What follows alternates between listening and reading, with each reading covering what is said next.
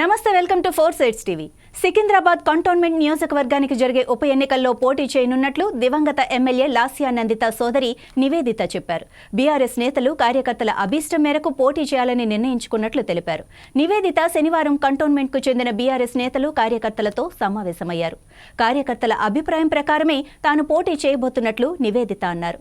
Cantonment ఉప ఎన్నిక ఏకగ్రీవం కోసం అన్ని పార్టీలు కలిసి రావాలని ఆమె కోరారు.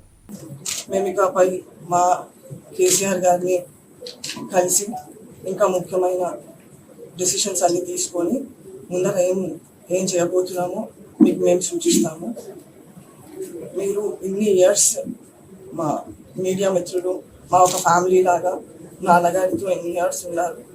మీరు అలానే మమ్మల్ని ఇకపై కూడా సపోర్ట్ చేయాలని మా ఒక అన్నలాగా, ఒక బ్రదర్ లాగా, ఫాదర్ లాగా మాతో ఉన్నారు. చెల్లి ఎలక్షన్స్లో కూడా బాగా కష్టపడ్డారు మా కోసం. ఇకపై కూడా మాతో అలానే ఉండాలని మేము కోరుకుంటున్నాం.